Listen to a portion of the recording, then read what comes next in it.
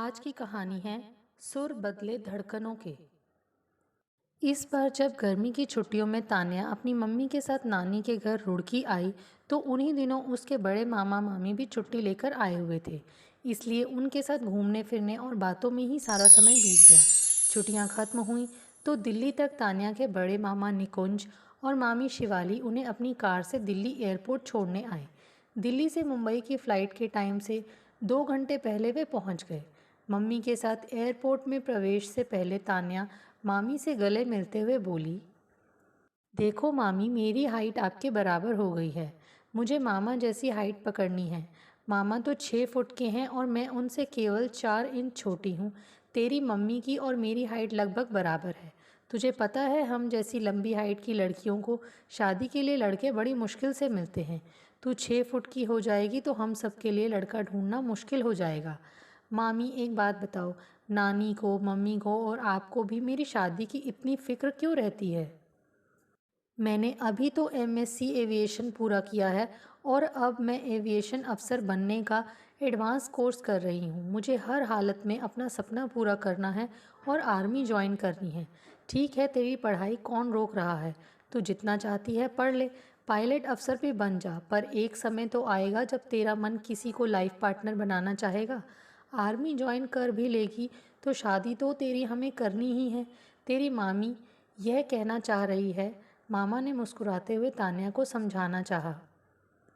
अपने पर्स से चेकिंग हेतु एयर टिकट निकालते हुए तान्या बोली, मामा आप मामी की बात छोड़ो, आप तो मिलिट्री में कैप्टन हो। आप बताओ, आप क्या चाहते हो? क्या मैं अपना विज़न बदल दूं, शादी की सोचने लगूं? अब तू बड़ी हो गई है, हम सबकी एक ही तो लाडली है, इसलिए हम सब हमेशा तेरे अच्छे के लिए ही सोचते हैं। कहते हुए मामा ने तान्या को गले से लगा लिया। समय हो रहा था। मामा मामी को बाय बाय करते हुए तान्या ने अपनी मम्मी के साथ एयरपोर्ट के अंदर प्रवेश किया। लगेज चेक इन के बाद अपने बोर्डिंग पास लेकर दोनों वेटिंग लाउंज में डिस्प्ले बोर्ड के सामने सीट पर बैठ गए। बैठते ही तान्या बोली, मम्मा काश हमारा रेलवे प्लेटफॉर्म भी इतनी नीट एंड क्लीन होते। एक दिन वह भी आ जाएगा बेटी, माँ ने बड़ी तसल्ली से कहा। पता नहीं कब आएगा वह दिन, तान्या मन ही मन बुदबुदाई। इंडिगो फ्लाइट नंबर 232 एक ही उड़ान के लिए गेट नंबर 2 से एरोप्लेन में एंट्री शुरू हो गई थी। माँ के साथ चलती हुई तान्या ने एरोप्लेन के भीतर अपनी निर्धारित सीटों के पास पहुंचकर नंबर देखने के बाद माँ को विंडो वाली सीट पर बिठा दिया। वह जानती थी कि 3 सीटों में से विंडो वाली सीट किसी और को अलॉट है और माँ को विंडो सीट ही पसंद है। इसलिए उसने माँ को विंडो सीट पर बिठा दिया और खुद बीच वाली सीट पर बैठ गई। उसने सोच लिया था कि जो भी तीसरी सीट पर आएगा उससे रिक्वेस्ट कर लेगी कि वह किनारे वाली सीट पर बैठ जाए। तभी स्मार्ट 6 फुट हाइट के बेहद आकर्षक तथा हैंडसम लड़के ने किनारे वाली खाली सीट के पास रुककर पहले तो ऊपर के कैबिन में अपना हैंडबैग रखा, फिर एक नज़र सीट नंबर पर डाली और बारी बारी से तान्या और उसकी मम्मी को देखने के बाद अपनी उंगली से तान्या की मम्मी को इंगित करते हुए बुदबुदाया, मम्मी एंड डॉटर। उसकी बुदबुदाहट सुनकर तान्या बोल पड़ी, yes she is my mom Anila and myself Tanya. Tanya let me go to my allotted seat. कहते हुए अनिला उठने को हुई तभी तान्या ने उन्हें बैठे रहने का इशारा करके उस हैंडसम से कहा, I feel glad if you can adjust. Tanya की बात पूरी होने से पहले ही वह बोला, let her sit on that seat Tanya. इतना कहकर वह किनारे वाली सीट पर बैठ गया और बीच वाली सीट पर बैठी तान्या से बोला, I am doctor Nitin. Oh nice, are you belongs to Mumbai? नहीं, मैं दिल्ली का रहने वाला हूँ। मुंबई के नानावती हॉस्पिटल में इंटर्नशिप कर रहा हूँ। माँ संसार में है नहीं, डैडी की तबीयत बिगड़ जाने के कारण 1 हफ्ते की छुट्टी लेकर दिल्ली गया था, पर तीसरे ही दिन लौटना पड़ा। क्यों? क्योंकि यह लास्ट फ्लाइट है। कोविड-19 के प्रकोप के कारण आज रात 12 बजे से सारी ट्रेन्स, फ्लाइट्स, इंटरस्टेट बसेस सबकी गतिविधियां बंद हो रही हैं। पूरी कंट्री में आज रात 12 बजे से कंप्लीट लॉकडाउन लगा दिया गया है। मेरी छुट्टियां भी कोविड-19 की गंभीरता को देखते हुए कैंसिल कर दी गई हैं। तान्या अब तक चुप थी, अचानक पूछ बैठी, न्यूज़ मैं भी सुन रही थी डॉक्टर, पर यह वायरस क्या इतना गंभीर है कि कंप्लीट लॉकडाउन लगाना और ट्रैवलिंग तथा मूवमेंट रोक देना ज़रूरी था क्या? हाँ, बीमारी स्प्रेड ना हो इसलिए स्टेप तो सही है, लेकिन कितना सफल रहेगा यह आने वाला समय ही बताएगा। तभी यात्रियों से अपनी अपनी सीट बेल्ट बांध लेने का अनुरोध हुआ। साथ ही एयर होस्टेस ने आवश्यक निर्देशों का प्रैक्टिकल डिस्प्ले करके बताया और उसके बाद उस फ्लाइट ने कुछ देर रनवे पर दौड़ने के बाद उड़ान भरी। केबिन क्रू के अनाउंसमेंट से पता चला कि कुल 1 घंटे 55 मिनट का दिल्ली से मुंबई तक का सफ़र है। फ्लाइट ने ठीक 19 बजकर 20 मिनट पर टेक ऑन किया। आसमान में पहुंचकर एरोप्लेन के एक लेवल पर आने के बाद सीट बेल्ट खोलने की इंस्ट्रक्शंस दे दी गईं। रिलैक्स होकर बैठने के बाद तान्या ने 2-3 बार मुंह घुमाकर डॉक्टर नितिन की तरफ देखा। वह कानों में ईयर प्लग लगाए संगीत सुनने में व्यस्त हो गया था। हष्टपुष्ट शरीर का मालिक, चेहरे पर तेज निश्चिंत चेहरा, बड़ी आंखें, चौड़ा माथा, घुंघराले बाल, डेनिम की शर्ट और पैंट पहने, आंखों पर महंगा चश्मा पहने एक प्रभावशाली व्यक्तित्व डॉक्टर नितिन। तान्या सोचने लगी कि हॉस्पिटल में सफ़ेद कोट पहने वह कैसा लगता होगा। उसने पहली बार एक अच्छी हाइट वाले स्मार्ट और यंग डॉक्टर को देखा था। अभी इंटर्नशिप कर रहा है तो शादी तो हुई नहीं होगी। हाँ, यह हो सकता है कि अपने साथ पढ़ने वाली किसी लेडी डॉक्टर से उसका अफेयर हो। सच तो यह था कि जीवन में पहली बार तान्या को महसूस हुआ कि उसके दिल की धड़कनों के सुर बदल गए हैं। अगर कभी उसका मन शादी को राज़ी होगा तो ऐसा ही लड़का वह चाहेगी। वह अपने साथ उसको लेकर पेयर मैचिंग करने लगी। उसे लगा मामी सही तो कहती हैं कि लंबे लड़के बड़ी मुश्किल से मिलते हैं। इस उड़ान के साथ साथ वह अपना कल्पना की भी उड़ान भरने लगी थी। पर तान्या के विचारों से बेखबर नितिन कानों में ईयर प्लग ठूसे आंखें बंद करके संगीत सुनने में व्यस्त था। कहते हैं कि जब अपने को बहुत आकर्षक समझने वाली किसी खूबसूरत लड़की की तरफ स्मार्ट और हैंडसम दिखने वाला लड़का कोई विशेष तवज्जो नहीं देता तो उस लड़की के अहम को ठेस सी लगती है। उसने वहाँ से ध्यान हटाकर दूसरी तरफ लगाना चाहा। अनिला तो चाहे ट्रेन हो या फ्लाइट हमेशा की तरह गति पकड़ते ही नींद के झोंके लेने लगी। इसलिए उन्हें किनारे की विंडो वाली सीट पसंद थी। एक दिन वह भी पायलट सीट पर बैठकर इससे भी तेज़ गति से फाइटर प्लेन चलाएगी। उसका ध्यान अपने सहपाठी तेजस की तरफ चला गया। उसका किसी से कंपटीशन था तो तेजस से। क्लास में वही उससे 1 इंच ऊंची हाइट का था। अपने को उसने ऊंची हाइट का दिखाने के लिए 2 इंच ऊंची हील के सैंडल या चप्पलें पहनती थी। तेजस के बुद्धि कौशल की वे कायल थी। अपने मन को पूरे नियंत्रण में रखते हुए वह उससे बातें तो खूब घुल मिल कर करती थी, पर कभी सीमा पार करने की हिम्मत न कर सके। ऐसा तान्या ने अपना स्वभाव बना रखा था। इसलिए उसके सहपाठी जो अपना दिल उसे देना तो चाहते थे पर देने की हिम्मत नहीं जुटा पाते थे। उन्होंने तान्या को बंद किताब की उपमा दे रखी थी, एक ऐसी किताब जिसे केवल तान्या ही खोल सकती थी। एक बार तान्या ने एविएशन के एडवांस कोर्स की क्लास में अपने करीब बैठे तेजस की उसके मुंह पर ही तारीफ कर दी। आज तुम बहुत स्मार्ट लग रहे हो। यह बताओ कि ऐसा क्या खाते हो जिससे तुम्हारा ब्रेन एक बार में ही सब ग्रास्प कर लेता है। तेजस इतना सुनते ही उसके करीब खिसकते हुए बोला, क्या वास्तव में मैं आज तुम्हें जच रहा हूँ? Yes, it is fact. तुम पर स्मॉल चेक वाली ब्लैक शर्ट और ऑफ वाइट ट्राउज़र बहुत जमता है। फिर मैचिंग टाई पहनकर तुम बहुत अच्छे लगते हो। उस दिन तेजस तान्या के मुंह से अपनी तारीफ सुनकर पगला सा गया। अचानक बोल पड़ा, तुम भी मुझे बहुत अच्छी लगती हो। मैं तुमसे उसकी बात को काटते हुए तान्या बोली, मुझे पता है कि आगे तुम क्या कहने वाले हो, इसलिए मैं पहले से ही तुम्हें बता दे रही हूँ कि मेरा यह शरीर तुम्हारे लिए नहीं बना है, यह किसी और के लिए है। कहकर वह जोर से हंसी। तेजस जितना तान्या की तरफ खिसका था उतना ही वापस खिसक कर बैठ गया। अचानक तान्या का ध्यान फिर नितिन की तरफ चला गया। उसे अपनी ही दुनिया में खोया देखकर इस बार उससे रहा नहीं गया। उसने जानबूझकर अपनी कोहनी से उसकी कोहनी जोर से टकरा दी। तान्या चाहती थी वही हुआ। नितिन का ध्यान भंग हुआ। उसने ईयर प्लग कानों से हटाए और फिर तान्या को देखते हुए बोला, एनी प्रॉब्लम? तान्या ने समझ लिया था कि अगर उसने नो कह दिया तो यह फिर कानों में ईयर प्लग लगाकर म्यूज़िक सुनने में व्यस्त हो जाएगा और यह सफ़र भी कोई लंबा नहीं है। इसलिए वह बोली, हाँ प्रॉब्लम है। कानों में लगे दोनों ईयर प्लग हटाकर नितिन बोला, ओह क्या प्रॉब्लम है, मुझे खुशी होगी तुम्हारी प्रॉब्लम को सॉल्व करके। यह सुनते ही तान्या को मौका मिल गया। वह अपनी मुस्कान को जितना कातिलाना बना सकती थी उतना बनाती हुई बोली, छोटा सा सफ़र है। बाएं मम्मी तो निद्रा की गोद में चली गई हैं और आप संगीत सुनने में व्यस्त हो गए।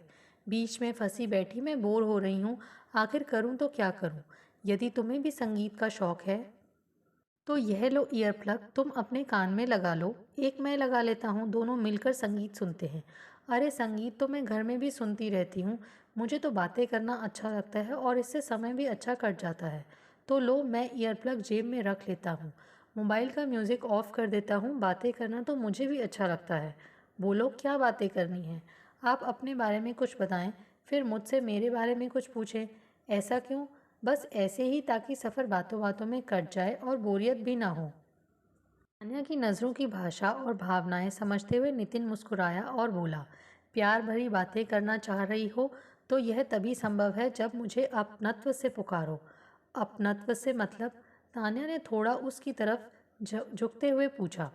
मतलब मुझे आप कहना छोड़कर तुम कहो। जैसे तुम मुझसे पूछ सकती हो कि नितिन, क्या तुम्हारी शादी हो गई है? तब मैं कहूँगा नहीं, मुझे अभी कोई सुटेबल लड़की नहीं मिली है। या मेरा यह भी उत्तर हो सकता है कि अभी तो मेरा करियर शुरू हुआ है, शादी के बारे में नहीं सोचा है। तान्या को उसकी बातों में रस आना शुरू हो गया था। इसलिए जब बोलते बोलते नितिन ने चुप होकर तान्या के नैनों में अपनी नज़रें समा दी तो प्रेम के रहस्यमयी जादू ने अपना असर दिखाना शुरू कर दिया। तान्या के मुंह से निकल पड़ा, डॉक्टर, तुम चुप क्यों हो गए? मुझे तुम्हारा बोलना अच्छा लग रहा था। तुम्हें तो अच्छा लगना शुरू हो गया, पर तुम शांत और चुप हो तो मुझे अच्छा नहीं लग रहा है। अब तुम कुछ अपने बारे में बताओ, अपनी शादी वगैरह के बारे में। तान्या, जो अभी तक तो चाह रही थी कि नितिन उससे खूब सारी बातें करे, पर जब उसने बातें शुरू करी तो उसकी समझ में नहीं आ रहा था कि अपने मन के उद्गारों को कैसे व्यक्त करे। अपने मन के विचारों की बंद किताब एकदम से कैसे खोलकर कह डाले कि वह उसे चाहने लगी है। यह भी बात ठीक नहीं रहेगी। मगर जब नितिन ने उसे बोलने के लिए बाध्य किया तो उसने बताना शुरू किया। उसके पिता फ्लाइट लेफ्टिनेंट थे और प्लेन क्रैश हो जाने के कारण उन्हें अपनी जान से हाथ धोना पड़ा। से मेरा सपना भी फ़्लाइट अफ़सर बनने का है। आजकल मैं एमएससी एविएशन करने के बाद एविएशन का एडवांस कोर्स कर रही हूँ। रही शादी की बात, तो इस बारे में बस इतना ही जानती हूँ कि जब भी शादी करूँगी तो तुम्हारे जैसी हाइट वाले लड़के से। मेरे जैसी हाइट वाले लड़के से? इसका अर्थ हुआ कि शादी करोगी, पर मुझसे नहीं। ठीक है, मैं फिर किसी और को ढूंढ लूँगा, कहकर नितिन हंसा। उसके इतना कहते ही तान्या की हथेली स्वतः ही उसकी भुजाओं से जा चिपकी और आंखें अपनी कहानी कह बैठी। देखो तान्या, इन दिनों कोरोना का प्रकोप अपने चरम पर है और डॉक्टर होने के नाते मेरा अभी तो केवल एक ही उद्देश्य है, अस्पताल पहुंचकर अपने स्टाफ के साथ संक्रमितों के प्राणों की रक्षा करना। उसके बाद शादी के बारे में सोचूंगा। अभी तो मैं इतना ही कह सकता हूँ कि तुम्हारे जैसी हाइट की लड़कियाँ कम ही दिखती हैं और अगर तुमसे शादी हो जाती तो हमारी जोड़ी सभी को अच्छी लगेगी। कहकर नितिन अपने बाजू को थामे तान्या की हथेली को अपने दूसरे हाथ की हथेली से सहलाने लगा। तान्या को उसका सहलाना अच्छा लग रहा था। वह कुछ बोलने जा ही रही थी कि अचानक प्लेन के भीतर की सभी लाइट्स ऑन हो गईं और अनाउंसमेंट होने लगी कि शीघ्र ही हम मुंबई के छत्रपति शिवाजी एयरपोर्ट के डोमेस्टिक टर्मिनल 1 में लैंड करने वाले हैं। कृपया अपनी अपनी सीट बेल्ट बांध लें। अनाउंसमेंट में उपजे शोर से अनिला की भी आंख खुल गई। सभी यात्री अपनी अपनी सीट बेल्ट कसने में जुट गए। प्लेन लैंड होने के बाद जब गंतव्य पर रुका तो सभी ने उतरना शुरू किया। डॉक्टर नितिन के चेहरे पर आनंद के भाव थे। तान्या उसे पसंद आ गई थी। अपना बैग कैबिन से निकालकर वह पहले निकल गया, क्योंकि पीछे से यात्रियों ने प्लेन के एग्जिट गेट की तरफ खिसकना शुरू कर दिया था। प्लेन से निकलकर तान्या अपनी मम्मी के साथ उसी एग्जिट गेट से बाहर लॉबी में आई तो नितिन तान्या के इंतज़ार में रुका हुआ था। तीनों लगभग साथ साथ चलते हुए लगेज कलेक्शन कैरोसेल के घूमते पट्टे के पास आए। अनिला वहीं पीछे वेटिंग बेंचों में से एक खाली बेंच पर बैठ गई थी। उन्हें पता था कि चक्कर खाते कैरोसेल पर अपने सूटकेस सामने आने में समय लगता ही है। उसके पास बैठी विदेशी महिला लगातार खांस रही थी और बीच बीच में उसे एक दो छींकें भी आ चुकी थी। लगातार खांसने और छींकने की आवाज़ सुनकर डॉक्टर नितिन लपक कर पीछे गया और अपनी जेब से एक फेस मास्क निकालकर अनिला को देते हुए बोला, मम्मी जी आप इसे पहन लीजिए और यहाँ से हटकर उस खाली बेंच पर बैठ जाइए। अनिला उठकर उस विदेशी औरत से दूर एक खाली चेयर पर बैठ गई और नितिन अपना ब्रीफकेस लेने के लिए तान्या के पास आकर खड़ा हो गया। नितिन और तान्या ने अपने अपने लगेज संभाले। दोनों की आंखें एक बार फिर मिली। दोनों ही मुस्कुराए। फिर एयरपोर्ट के एग्जिट गेट की तरफ बढ़ते हुए नितिन तान्या से बोला, मुझे यह जर्नी हमेशा याद रहेगी। सी यू अगेन। कहते हुए नितिन ने अपनी जेब से विजिटिंग कार्ड निकाला और तान्या की तरफ बढ़ाते हुए बोला, Tanya keep my visiting card for any medical assistance in case of need. Tanya ने हाथ बढ़ाकर कार्ड ले लिया और फिर मुस्कुराते हुए आंखों में एक सपना लिए नितिन को अपने से दूर जाते देखने लगी। तान्या अपनी मम्मी के साथ नानी के घर रुड़की आई। छुट्टियां खत्म होने के बाद वे वापस जाने के लिए एयरपोर्ट गए। जिस फ्लाइट से वे वापस जा रहे थे उसमें साथ वाली सीट पर डॉक्टर नितिन से तान्या की मुलाकात हुई। वह इंटर्नशिप कर रहा था। बातचीत के दौरान तान्या नितिन की तरफ आकर्षित हो गई। हवाई जहाज़ से बाहर निकलते ही तान्या की मम्मी को लगातार सूखी खांसी होने लगी। तब डॉक्टर नितिन ने उन्हें फेस मास्क पहनने की सलाह दी और सबसे अलग बैठने को कहा। फिर तीनों एक साथ बाहर निकले और तान्या को अपना फ़ोन नंबर दिया। नितिन ने अपना ब्रीफकेस उठाया और पीछे वेटिंग बेंच पर बैठी अनिला की तरफ हाथ वेव करता हुआ तेज़ी से एयरपोर्ट के एग्जिट गेट की तरफ बढ़ गया। सेल्फ सर्विस ट्रॉली पर अपने दोनों सूटकेस और हैंडबैग लिए जब अनिला के साथ तान्या बाहर निकली तो सफ़ेद ड्रेस में ड्राइवर गोपाल उन्हें रिसीव करने खड़ा था। गोपाल ने लपक कर तान्या के हाथ से ट्रॉली ले ली और कार पार्किंग की तरफ बढ़ गया। अपने अपने पर्स कंधे पर लटकाए दोनों गोपाल को फॉलो करते हुए पार्किंग में खड़ी कार में बैठ गईं। अनिला ने मास्क निकालकर पर्स में रख लिया था। उन्हें मास्क पहनने में घुटन सी हो रही थी। एयरपोर्ट से बाहर निकलकर नवी मुंबई के पलवल एरिया की पॉश लोकेलिटी में बने खूबसूरत प्राइवेट बंगलों की तरफ जाने वाली सड़क पर नीली होंडा सिटी कार ने मुड़कर जैसे ही गति पकड़ी, तान्या ने पूछा, गोपाल, सुना है कि कोरोना वायरस महाराष्ट्र में तेज़ी से फैल रहा है। हमारे एरिया की पोजीशन क्या है? आपकी हाउसिंग सोसाइटी में तो अभी कोई केस नहीं निकला है, पर हाँ आसपास की दूसरी सोसाइटियों में केसेस हैं। मैडम आप तो जानती ही हैं कि मेरा परिवार धारावी क्षेत्र में रहता है। वहाँ कोरोना ने कहर बरपा रखा है। उसे कंटेनमेंट जोन घोषित कर दिया है। 4 डेथ भी हो चुकी हैं। मेरे बड़े भाई और भाभी भी कोरोना पॉजिटिव होने के कारण हॉस्पिटल में भर्ती हैं। कहते हैं कि इसमें मास्क पहनना, सैनिटाइज़र इस्तेमाल करते रहना, दूरी बनाकर रखना और कुछ भी छूने के बाद लगातार 10 सेकेंड तक हाथ धोते रहना बहुत ज़रूरी है। हम तो डर के मारे अपनी फैमिली को आपके दिए हुए सर्वेंट क्वार्टर में ले आए हैं। सुनते हैं बड़ा खतरनाक वायरस है। पहले गले को जकड़ता है, फिर फेफड़ों को। आदमी तेज़ बुखार से परेशान होकर दम तोड़ देता है। कहते कहते गोपाल एकदम चुप होकर ड्राइव करता रहा। कुछ देर खामोश ड्राइविंग के बाद गोपाल बोला, मैडम अभी 45 मिनट के बाद मुंबई ही नहीं पूरा भारत अपने अपने घरों में कैद हो जाएगा। सबका मूवमेंट बंद। मॉल, थिएटर, रेस्टोरेंट, यूनिवर्सिटी, सारे कॉलेज और सभी ट्रेनिंग सेंटर बंद। ट्रेनिंग सेंटर की बात सुनते ही उसने तेजस को फ़ोन लगाया। उधर से खुशी भरा स्वर उभरा, hello Tanya, welcome back to Mumbai. I was missing you. Tanya ने सीधे मतलब की बात पूछी, क्या अपना एविएशन एडवांस स्टडी सेंटर भी क्लोज रहेगा? हाँ, till further instruction. Oh, Tanya के मुंह से निकला। उधर से तान्या की तरफ की खामोशी को समझते हुए तेजस बोला, ओके तान्या, जैसे ही मुझे कोई सूचना मिलेगी मैं तुम्हें तुरंत कॉल करूँगा। और हाँ, इस लॉकडाउन में बहुत सावधानी से रहना, अपना ध्यान रखना, बाहर निकलने की सोचना भी नहीं। महाराष्ट्र में यह वायरस बहुत तेज़ी से स्प्रेड हो रहा है। सी यू, गुड नाइट। और फ़ोन कट गया। चिर परिचित बंद शॉपिंग कॉम्प्लेक्स के सामने से कार गुजरते देख वह समझ गई कि अभी 15 मिनट घर पहुंचने में और लगेंगे। बाय रोड कोई 37 किलोमीटर की ड्राइव थी एयरपोर्ट से पलवल तक की। वह अपने एंड्रॉयड मोबाइल फ़ोन गूगल खोलकर कोविड-19 वायरस से संबंधित जानकारी जुटाने में लग गई। कुछ बातों ने उसे थोड़ा विचलित कर दिया। चीन से चले इस वायरस ने पूरे विश्व को अपनी चपेट में ले लिया है। असावधानी के कारण लोगों के जीवन को यह लील रहा है।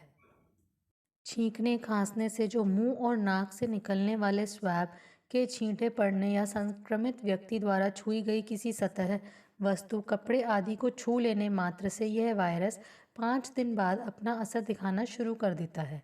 इसके अलावा उसने गूगल से अन्य जानकारी भी इकट्ठी की, जैसे किसी सतह पर यह वायरस कितने घंटे जीवित रहता है, इसके प्रारंभिक लक्षण क्या हैं, तुरंत उपचार के लिए क्या करना चाहिए आदि। घर पहुंचते पहुंचते तान्या यह समझ चुकी थी कि यह महामारी बहुत खतरनाक है। बंगले के मेन गेट के ठीक सामने गोपाल ने कार रोकी। उतरकर पहले अनिला वाली साइड का डोर खोला। अनिला के उतरते ही लपक कर तान्या वाली साइड का डोर खोला।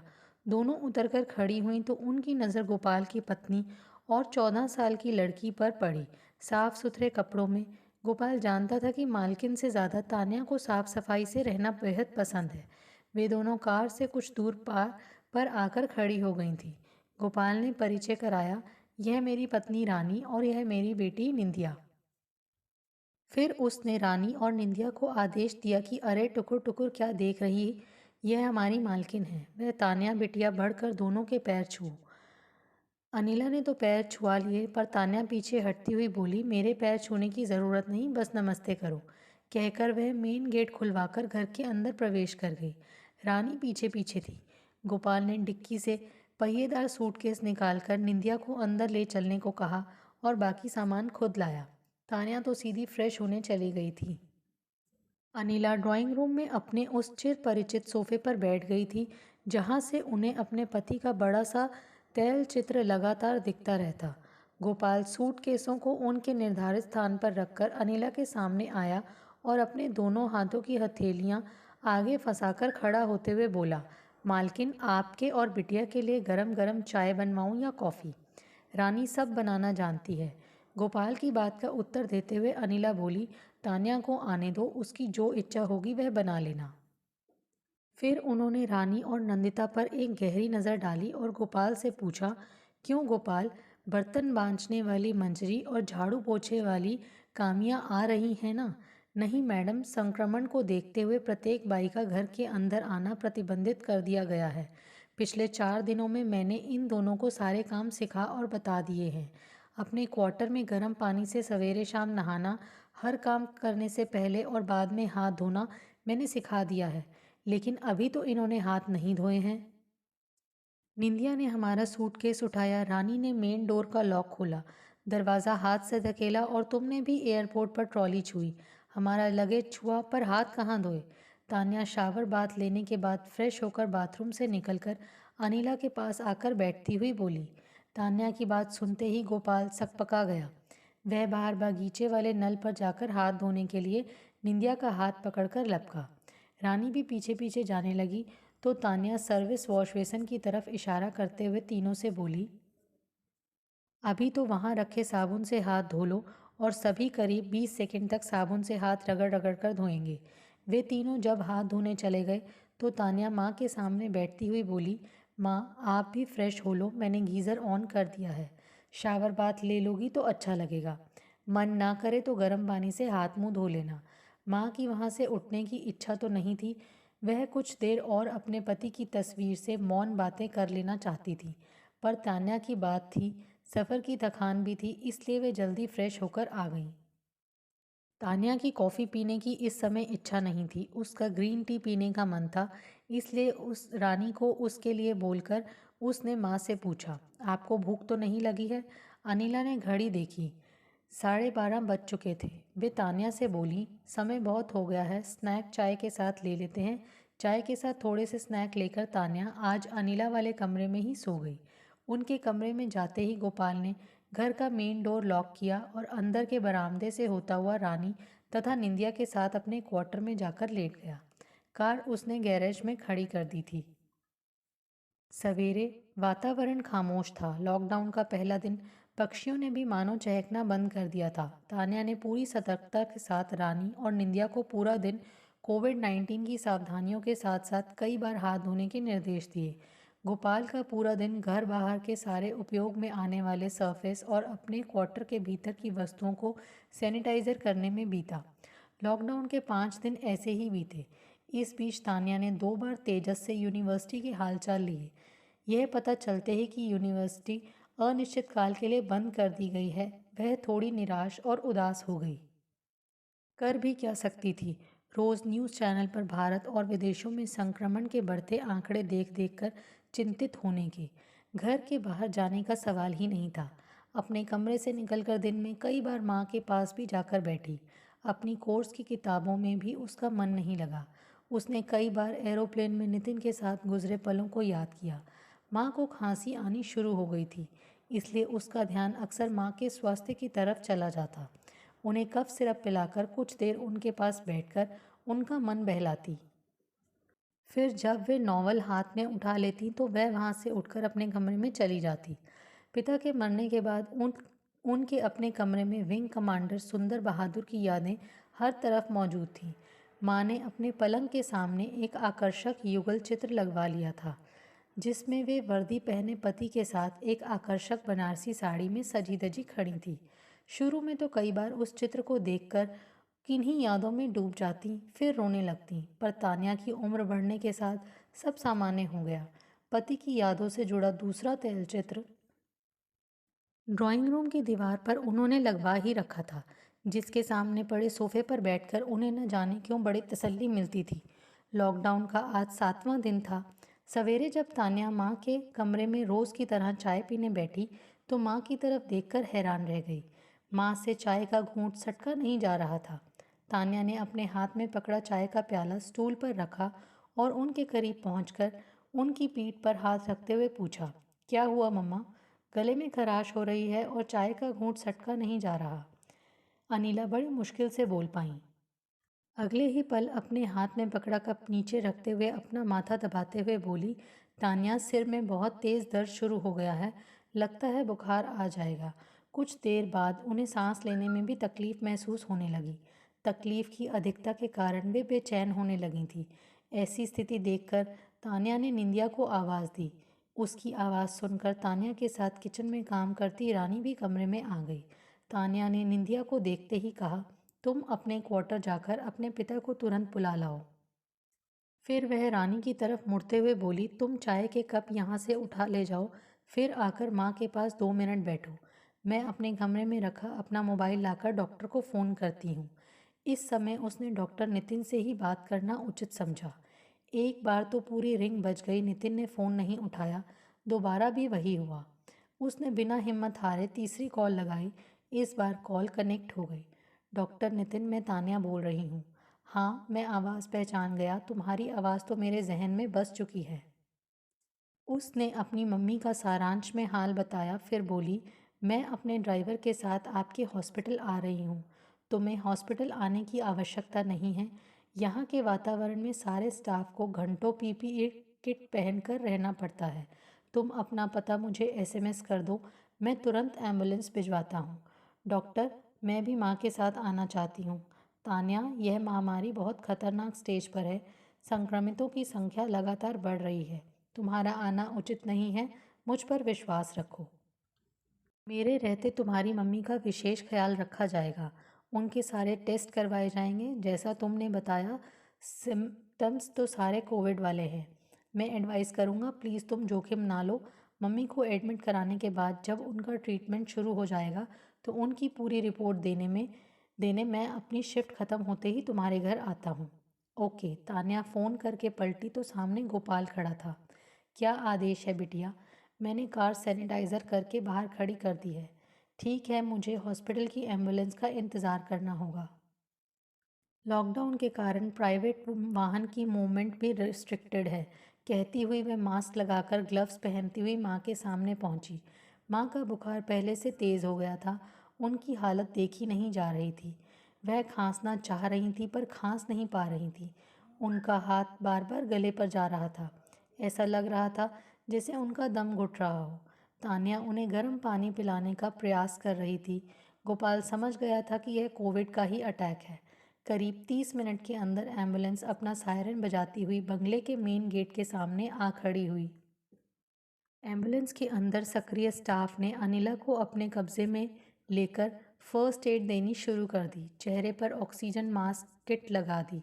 नर्स अपने काम में जुट गई और उसी एम्बुलेंस से आए स्टाफ में से एक ने घर से बाहर हाउस अंडर आइसोलेशन का पोस्टर चिपका दिया और दूसरी नर्स ने तान्या समेत गोपाल और उसके परिवार के स्वैब टेस्ट के बाद रैपिड कोरोना टेस्ट सैंपल लिए। कुछ देर बाद एम्बुलेंस सायरन बजाती चली गई। तान्या ने घरों की खिड़कियों से झांकते लोगों पर नज़र डाली। उसे अपनी ओर देखता पाकर सब अपने स्थान से ऐसे हट गए मानो तान्या से नज़र भी मिल गई तो उन्हें भी कोरोना जकड़ लेगा। इस बीमारी ने तो सभी संबंधों पर अपना असर दिखाना शुरू कर दिया था। ये वही पड़ोसी थे जो पिता के ना रहने पर कई दिनों तक माँ को सांत्वना देने आते रहते थे। तान्या ने एक नज़र अपने दरवाजे पर चिपका दिए गए पोस्टर पर डाली।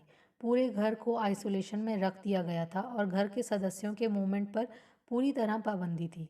उसने गोपाल को कार गैरेज में खड़ी करके अपने क्वार्टर में जाने के निर्देश दिए।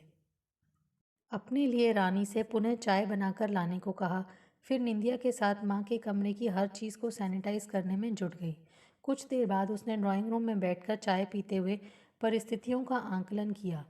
जाने क्यों उसे नितिन पर विश्वास था। वह जानती थी कि नितिन के रहते माँ को सही इलाज मिल जाएगा। कुछ सोचकर उसने मामा जी को माँ के कोरोना संक्रमित होने की खबर देने के लिए फ़ोन लगा दिया। उधर से मामा जी की आवाज़ सुनाई दी, हेलो तान्या, कैसी हो? मैं तो ठीक हूँ मामा जी, पर माँ को कोरोना का संदेह होने के कारण अस्पताल में एडमिट कराना पड़ा। डॉक्टर नितिन ने एम्बुलेंस भिजवा दी थी। डॉक्टर नितिन का नाम तो मेरे कानों में पहली बार पड़ा है। हाँ, इस बार प्लेन में उससे मुलाकात हुई थी। अच्छी हाइट का हैंडसम डॉक्टर है, बहुत स्मार्ट है। यह तो अच्छा हुआ कि मुंबई एयरपोर्ट पर बिछड़ते समय उसने अपना विजिटिंग कार्ड मुझे दे दिया था। इसलिए मम्मी की तबीयत बिगड़ते देख मैं उसे फ़ोन लगाकर बात की तो उसने आधे घंटे के भीतर ही अपने हॉस्पिटल की एम्बुलेंस भिजवा दी। उधर से कोई आवाज़ नहीं आई तो तान्या बोली, मामा मेरी आवाज़ सुनाई दे रही है? हाँ, यह लो मामी से बात करो और डॉक्टर का मोबाइल नंबर मामी को नोट करा देना। मैं ज़रा तुम्हारी नानी को ये अनिला के बारे में सूचित कर दूँ। तान्या ने अपने दिल का सारा हाल अपनी दोस्त सरीखी मामी को बता दिया। बोली, मामी तुम कहा करती थी ना कि लंबी लड़कियों को शादी के लिए लंबे लड़के मुश्किल से मिलते हैं, पर मुझे तो आराम से सुंदर लड़का मिल गया, वह भी डॉक्टर। कुछ देर और बातें करने के बाद डॉक्टर नितिन का कॉल अपने मोबाइल पर फ्लैश होते देख कर उसने मामी वाली कॉल डिस्कनेक्ट कर दी और नितिन की कॉल रिसीव करी। नितिन ने बताया, तान्या तुम्हारी माँ की रिपोर्ट पॉजिटिव आई है। उन्हें एडमिट करके ट्रीटमेंट शुरू कर दिया गया है। मैं ड्यूटी ऑफ होते ही अपने घर जाकर नहा धोकर तुमसे मिलकर माँ का बाकी हाल बताऊँगा। कॉफ़ी तो पीने को मिलेगी ना? ऑफ कोर्स, तुम आओ, मैं तुम्हारा इंतज़ार करूँगी। और हाँ, शायद रुड़की से मेरे निकुंज मामा का फ़ोन तुम्हारे पास आए। माँ का हालचाल पूछेंगे, तुम डिटेल से सब बता देना। ठीक है, बता दूंगा, लेकिन मामा को चिंता में डालने की क्या ज़रूरत थी। इस लॉकडाउन में कोई भी आ जा तो सकता नहीं है, बस अपने लोग सुनकर परेशान ज़रूर होते हैं। चलो कोई बात नहीं, मैं उनकी कॉल अटेंड कर लूँगा। तुम उनका नेम कार्ड मुझे एसएमएस कर देना। ओके, तान्या ने फ़ोन काट दिया।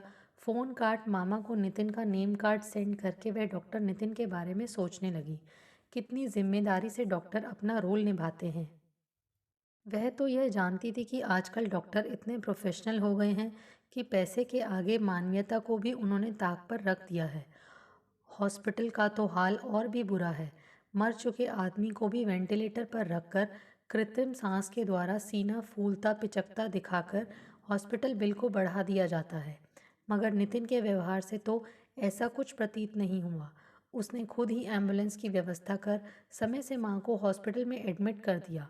अब शीघ्र इलाज मिलने पर माँ ठीक भी हो जाएंगी। मान लो किसी कारण माँ को कुछ हो गया, तब वह क्या करेगी? इस विचार ने भी उसको घेरा, परंतु उसने तुरंत अपने सिर को झटका और रानी को मंचूरियन और जीरा राइस बनाने के निर्देश देती हुई एक बार और शावर बाथ लेने के लिए बाथरूम में घुस गई। तान्या अपनी मम्मी के साथ नानी के घर रुड़की आई। छुट्टियां खत्म होने के बाद वे वापस जाने के लिए एयरपोर्ट गए। जिस फ्लाइट से वे वापस जा रहे थे उसमें साथ वाली सीट पर डॉक्टर नितिन से तान्या की मुलाकात हुई। वह इंटर्नशिप कर रहा था। बातचीत के दौरान तान्या नितिन की तरफ आकर्षित हो गई। हवाई जहाज से बाहर निकलते ही तान्या की मम्मी को लगातार सूखी खांसी होने लगी। तब डॉक्टर नितिन ने उन्हें मास्क पहनने की सलाह दी और सबसे अलग बैठने को कहा। फिर तीनों एक साथ बाहर निकले और नितिन ने तान्या को अपना फ़ोन नंबर दिया। एयरपोर्ट से बाहर निकलने के बाद तान्या गाड़ी में बैठ चुकी थी। वह कोरोना वायरस के फैलने से चिंतित थी। घर पहुंचने के बाद उसकी सोसाइटी में भी सब कुछ बदला बदला सा नज़र आ रहा था। पड़ोसी दूर से ही हेलो हाय कर रहे थे। पड़ोसी मिलने तक से बच रहे थे। 2-3 दिनों बाद तान्या की माँ की तबीयत अचानक खराब हो गई। उन्हें तेज़ बुखार था और सांस लेने में दिक्कत हो रही थी। जांच रिपोर्ट में वे कोरोना पॉजिटिव निकली। माँ को अस्पताल में एडमिट कराने के बाद तान्या परेशान थी, क्योंकि वहाँ भी सभी डरे हुए थे और अफरा तफरी का माहौल था।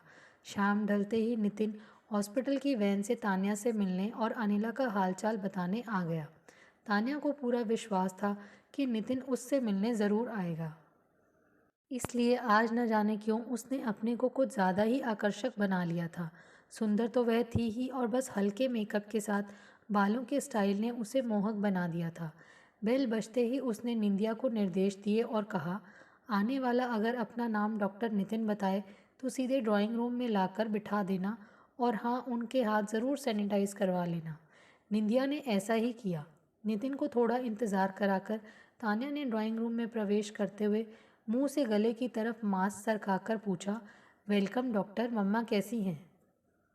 अपने मुंह और नाक पर चढ़ाया मास्क नीचे सरकाते हुए नितिन बोला, कोरोना का ही अटैक है। उस दिन एयरपोर्ट पर वो जिस फॉरेन लेडी के पास बैठी थी, मुझे पूरा विश्वास है कि उसी से उन्होंने वायरस कैरी किया है। लेकिन तब से तो 7 दिन हो गए, आज कैसे इसका अटैक हो गया? तान्या, यही तो कठिनाई है कि इस वायरस का अटैक तुरंत नहीं होता है। 10 दिन के भीतर यदि शरीर में नहीं मरा तो कभी भी अटैक कर सकता है। इसमें हर व्यक्ति का इम्यून सिस्टम बहुत काम करता है। वैसे ट्रीटमेंट शुरू हो गया है और तुम सबकी कोरोना टेस्ट रिपोर्ट भी मैंने जल्दी मंगवाई है। और डॉक्टर, यदि तान्या कुछ कहना चाहती थी, पर नितिन बोल पड़ा, तान्या, तुम मुझे केवल नितिन पुकार सकती हो। डॉक्टर तो मैं हॉस्पिटल के लिए हूँ, तुम्हारे लिए नहीं। फिर मेरे लिए तुम क्या हो? तान्या ने बेबाकी से पूछा तो नितिन मास्क उतारकर मुस्कुराते हुए बोले, अभी तो केवल मित्र हो सकता है कि आगे चलकर कुछ हो जाऊं, और कुछ न हो पाए तो तब की तब देखी जाएगी। पर यह बात तो सच है, प्लेन में हुई तुम्हारी दोस्ती ने मेरी राह आसान कर दी। मेरे अरमान तुम्हारे जैसी ही लड़की से शादी करने के थे, और तुम्हें देखते ही मन तुम्हें चाहने लगा है। नितिन, पहले माँ को ठीक होना ज़रूरी है। दूसरे, उन्हें मैं अकेला नहीं छोड़ सकती। शादी होती भी है तो मैं उन्हें अपने साथ ही रखना चाहूँगी। शादी तभी करूँगी जब मेरा सपना पूरा हो जाएगा। इसी बीच निंदिया कॉफ़ी और स्नैक्स रख गई थी। सेंटर टेबल के इस पार सोफे पर तान्या बैठी थी और दूसरी तरफ नितिन। दोनों के बीच मतलब भर की दूरी थी। मास्क गले की तरफ सरकाकर दोनों चुपचाप कॉफ़ी पीते रहे। तान्या ने स्नैक्स की प्लेट नितिन की तरफ बढ़ाते हुए कहा भी, कुछ लो ना, पर नितिन ने मना कर दिया।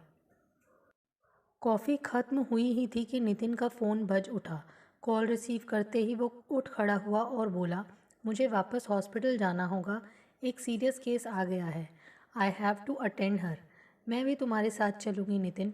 तान्या के मुंह से ये शब्द सुनकर नितिन के माथे पर कुछ देर को चिंताएं उभरी। फिर उसने मास्क लगे ही कहा, ओके, तुम्हारे लिए पीपीई किट की व्यवस्था करनी पड़ेगी। जोखिम भी पूरा है, लेकिन चलो चलते हैं। मैं अपने रिस्क पर तुम्हें साथ ले चलता हूँ। मैं तुम्हें तुम्हारी मम्मी से मिलवाकर उसी वैन से वापस भिजवा दूँगा। हॉस्पिटल की पिकअप वैन को ड्राइव करते हुए हॉस्पिटल के वैन ड्राइवर को तान्या के साथ पीछे की सीट पर बैठे नितिन ने कुछ निर्देश दिए। उसने कुशलता के साथ वैन को हॉस्पिटल वाली रोड पर डालकर स्पीड बढ़ा दी। रास्ते में तान्या ने पूछा, नितिन, ये बताओ, यदि मेरी रिपोर्ट भी पॉजिटिव आ गई तब क्या करोगे? तब सबसे पहले सारे मरीजों को छोड़कर हम तुम्हारा इलाज करेंगे। और तब भी मैं ना बच पाई तो?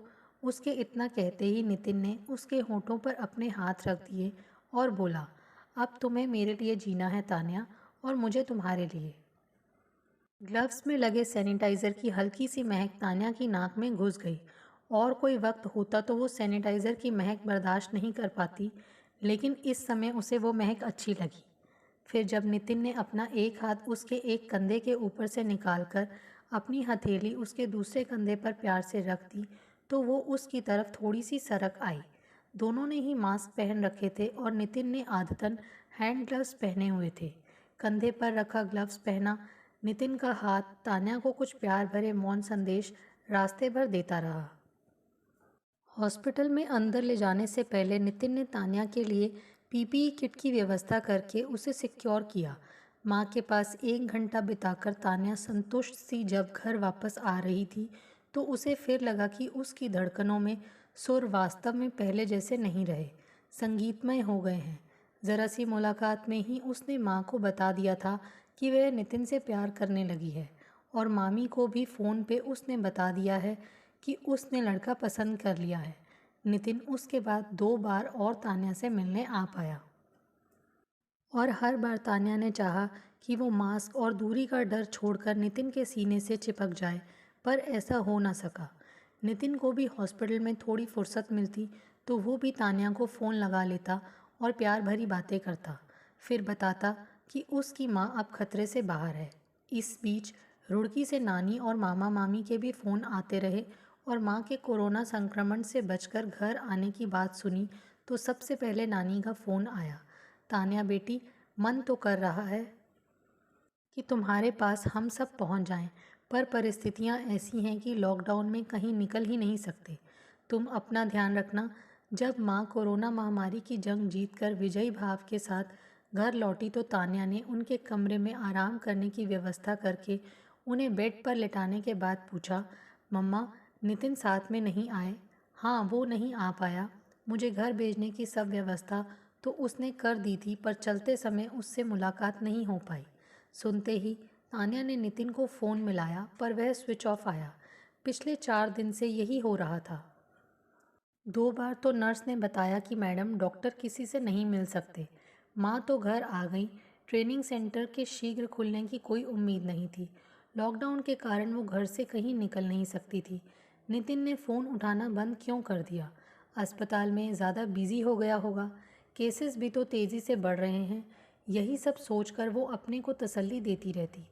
इसी बीच जब नानी का फ़ोन आया तो अपने मन की बात बताते हुए उसने कहा, नानी, आप और मामी अक्सर कहते थे कि अब और लंबी मत हो जाना, वरना बड़ी मुश्किल से लड़का मिलता है। और जब मैंने लड़का पसंद कर लिया तो वो फ़ोन नहीं उठा रहा है। नानी, मैं क्या करूँ? तू कुछ मत कर, बस उसे भूल जा, क्योंकि मेरा अब तक का अनुभव कहता है कि हर डॉक्टर चाहता है कि उसका ब्याह डॉक्टर लड़की से हो, क्योंकि किसी और प्रोफेशन की लड़की से उसका रूटीन मेल नहीं खाता है। फिर तेरे मामी मामा भी यही चाहते हैं कि जब तुझे आर्मी ज्वाइन करनी है तो तू एक सिविल डॉक्टर से कैसे तालमेल बैठा पाएगी। बेचैनी में उसने मामा मामी से अगले दिन बात करी। उन्होंने भी उसे समझाया कि हाइट इत्यादि की बात तो ठीक है, पर जब तू पायलट अफसर बनकर मिलिट्री ज्वाइन कर लेगी तब क्या होगा? असल में मिलिट्री पर्सन्स की लिविंग स्टाइल तथा अनुशासन और सिविलियंस की सोच में बहुत अंतर होता है, इसलिए तू नितिन को भूल जा। पर तान्या ने वास्तव में नितिन को अपना दिल दे दिया था, और उसने अपनी किताब नितिन के सामने खोल दी थी, इसलिए वो उसे बंद करने के मूड में नहीं थी। बल्कि जब माँ के मुंह से भी उसने शब्द सुने कि बेटे, अभी तो तेरी पढ़ाई बाकी है और तेरा सपना भी अधूरा है, फिर मामा मामी और तेरी नानी भी नहीं चाह रहे, तो नितिन की तरफ से तू ध्यान हटा ले। लेकिन तान्या, जिसकी धड़कनों के सुर बदलने के बाद इतने मधुर हो चुके थे, जिन्हें अब वो किसी कीमत पर बदलना नहीं चाहती थी, उसका किसी काम में मन लगना बंद हो गया। वो अपने कमरे में बंद रहने लगी। मामा मामी और नानी से उसने बात करना बंद कर दिया। बस कभी कभी नितिन के नंबर पर फ़ोन लगा लेती, लेकिन उधर से लगातार स्विच्ड ऑफ पाकर वो अजीब सी उलझन में घिर जाती। लॉकडाउन का दूसरा दौर भी शुरू हो गया। माँ को घर आए हुए भी 15 दिन हो गए। तभी उसके मोबाइल पर एक मैसेज चमका। तान्या, कैसी हो? आज मैं बेहतर महसूस कर रहा हूँ। असल में लोगों की बीमारी दूर करते करते मैं खुद संक्रमित हो गया था। किसी से मिल नहीं सकता था। मोबाइल में मुझसे दूर कर दिया गया था। आज 15 दिन बाद जब मेरी रिपोर्ट नेगेटिव आई तो तुम्हें मैसेज कर रहा हूँ। इसी बीच हर पल हर दिन तुम्हें याद करता रहा। तान्या ने जवाब में तुरंत नितिन को मैसेज ना करके कॉल लगा दी और कहा, जब तुम्हारी रिपोर्ट पॉजिटिव आई थी तब तो माँ हॉस्पिटल में थी। उन्हें बता देते तो इतने दिन में परेशान होकर रोती ना रहती। इसका मतलब है कि माँ ने तुम्हें नहीं बताया? जिस समय मेरी रिपोर्ट आई थी उस समय तो मैं तुम्हारी माँ के पास ही बैठा था, क्योंकि वो मेरे ही मोबाइल से रुड़की वाले मामा जी से बातें कर रही थी और मामा जी को भी उन्होंने ये खबर दे दी थी कि जो डॉक्टर उनका इलाज कर रहा था वह खुद संक्रमित हो गया है। फिर मेरी रिपोर्ट आने के बाद मुझे वहाँ से तुरंत हटाकर अन्य चेकअप के लिए ले जाया गया। तब भी मोबाइल उनके पास ही मैं छोड़ गया था। तान्या का माथा ठनका। उसने नितिन से कहा, तुम अपना ध्यान रखो, मैं कुछ देर में तुम्हें फ़ोन लगाती हूँ। ओह, तो इसका अर्थ है कि मम्मी और मामा दोनों जानते थे कि नितिन कोरोना पॉजिटिव हो गया है, तभी मुझसे ये बात छिपाकर ऐसे बातें की जा रही थी। उसे भूल जाओ, मिलिट्री और सिविलियन की लाइफ में बहुत फ़र्क होता है। लंबे लड़के और मिल जाएंगे। उसे सबसे ज़्यादा आश्चर्य हो रहा था कि माँ ने उससे यह बात छिपाई, इसलिए वह तेज़ी से माँ के कमरे में गई। माँ स्वस्थ लग रही थी और नॉवल पढ़ने में व्यस्त थी। उनके पास पहुंचकर वह आदेश में बोली, माँ, मुझे तुमसे यह उम्मीद नहीं थी। अरे, इतने गुस्से में क्यों हैं? किस उम्मीद की बात कर रही है मेरी प्यारी बेटी? यही तुम्हारी बेटी के प्रति प्यार है कि जिस डॉक्टर ने तुम्हारी संक्रमण से जान बचाई, उसके खुद संक्रमित होने की बात तुमने मुझसे छिपाई। क्यों माँ, क्यों? बेटी, तेरे मामा और नानी ने मुझसे ऐसा करने को कहा था। उन्होंने क्यों मना किया? क्योंकि तेरी नानी और मामा का सोचना था कि मिलिट्री परिवार से पली बड़ी लड़की उसी परिवेश में ही खुश रह सकती है। दूसरे, इस उम्र में कोरोना पॉजिटिव लड़के से शादी के पक्ष में वे नहीं थे। उनका सोचना था कि इस खतरनाक वायरस से अगर तू भी संक्रमित हो गई तो तेरा भविष्य भी चौपट हो सकता है। वाह मम्मी वाह, बड़ा अच्छा तर्क देकर तुम्हें समझा दिया नानी और मामा ने, और तुम समझ भी गई। लेकिन तुमने यह नहीं सोचा कि जब तुम इतने खतरनाक वायरस के प्रभाव में आने के बाद भी बचकर आ सकती हो तो डॉक्टर क्यों नहीं? माँ, तुम सब भले ही कुछ भी सोचो, पर अब मैं नितिन के साथ ही बिताऊंगी और उसके साथ ही मरूंगी। तुम नानी और मामा को बता देना और कह देना कि तान्या जिन सपनों को देखती है उन्हें पूरा भी करना जानती है। मैं आज से मामा और नानी से कोई बात नहीं करूँगी। कहती हुई तान्या माँ के कमरे से बाहर निकलकर अपने कमरे में आ गई। उसने नितिन को फ़ोन लगा दिया। बोली, आज तुमसे एक वादा लेना है। कैसा वादा? नितिन ने उधर से पूछा। यही कि तुम वास्तव में मुझसे ही शादी करोगे ना? हाँ, तुम ही से करूँगा। ठीक होने के बाद कोई और पसंद तो नहीं आएगी? एक डॉक्टर के नाते मुझे इतनी फुर्सत कहाँ मिलेगी जो तुम जैसी दूसरी ढूंढता फिरूं? तो यह बताओ कि कब तक ठीक हो रहे हो? ठीक तो हो गया हूँ, बस तीसरी रिपोर्ट और नेगेटिव आ जाए। पर ऐसी बातें तुम आज क्यों कर रही हो? क्योंकि मुझे अपने मामा मामी, मम्मी और नानी का यह भ्रम तोड़ना है कि कोरोना संक्रमित हो जाने वाले व्यक्ति से शादी करना एक जवान लड़की के लिए जोखिम भरा है। ठीक है तान्या, मैं तुम्हारे साथ हूँ, पर अभी तो शादी और ऐसे सारे फंक्शंस बंद हैं। जब सब कुछ ओपन होगा तो सबसे पहले हम ही शादी करेंगे। लॉकडाउन खत्म हो गया, नितिन ठीक होकर फिर संक्रमितों की सेवा में जुट गया। अभी तक लगभग रोज़ ही दोनों की फ़ोन पर बातें होती थी। अनलॉक 1 में दोनों एक पार्क में सारी सावधानियों के साथ मिले। मास्क पहने पहने ही एक दूसरे को प्यार किया।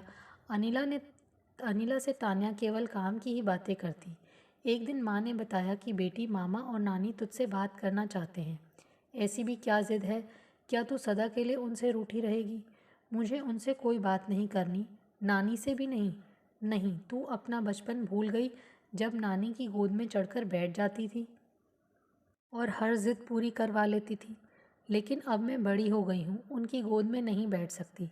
ठीक है, अब तू बड़ी हो गई है और यह जान ले कि बड़ी होने पर उन्हें फ़ोन करना भी गोद में बैठने के बराबर है।